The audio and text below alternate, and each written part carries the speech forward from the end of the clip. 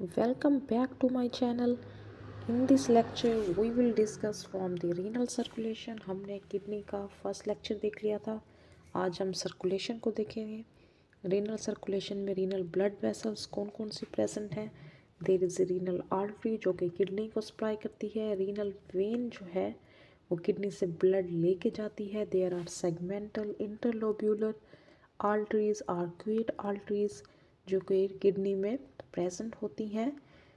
There is a medullary pyramid renal cortex, this is the area. Afferent arterioles जो है वो यहाँ kidney से जो है किडनी में जो है लेके आती हैं और ईफ्रेंट जो है यहाँ से बाहर लेके जाती हैं। These are the renal circulations जो कि किडनी में प्रेजेंट है।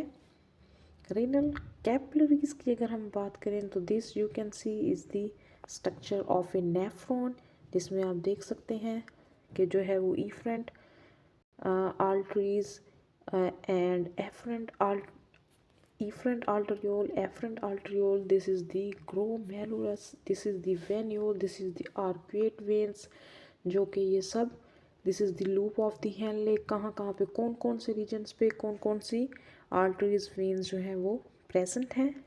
This you can see is the abdominal aorta, यहाँ से renal artery then segmental artery में जाता है blood. Inter in interlobar artery, arcuate artery, then the interlobular जो लोब्स में होती हैं, and the afferent arterioles, glomerular capillaries and the efferent arteriole. फिर यहाँ से vasa recta and peritubular capillaries to the peritubular venules, then interlobular arcuate veins, क्योंकि veins जो है वो आर्टरीज को फॉलो करती हैं, सो वही जो है वो नेम है interlobar vein, segmental, renal vein and then into the inferior vena cava। ठीक है। रेगुलेशन रीनल ब्लड फ्लो की कैसे होती है? It is the auto regulation. renal auto regulation is the important to maintain the GFR, that is the glomerular filtration rate.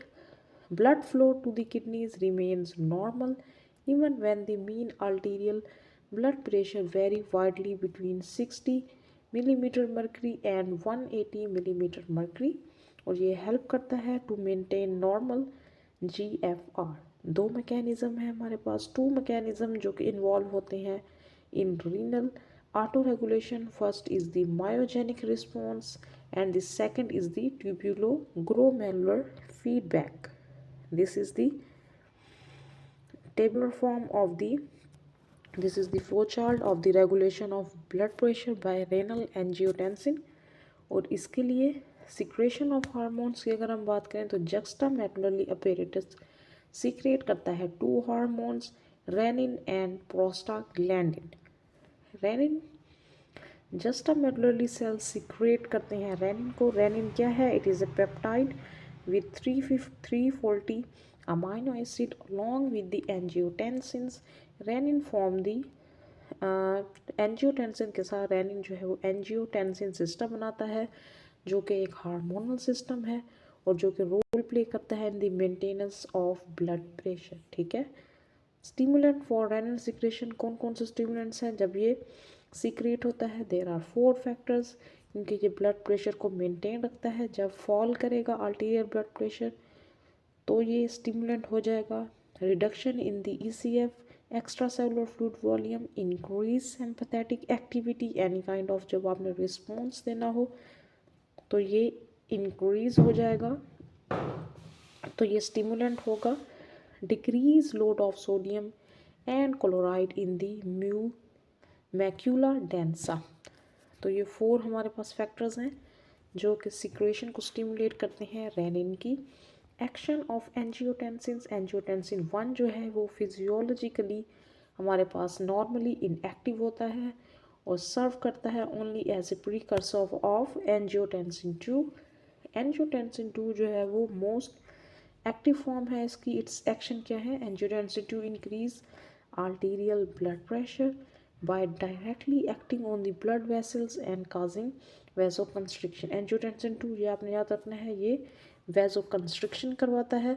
ये it is a potent constrictor of arterioles. It increase blood pressure indirectly by increase the release of non-adrenaline from post ganglionic sympathetic fibres.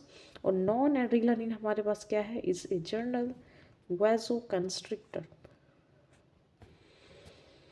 जो मैंने आपको बताया सारा ये वो इसमें summarise किया गया है। Next we have a urine formation. Urine formation we will discuss from our next lecture. Thank you.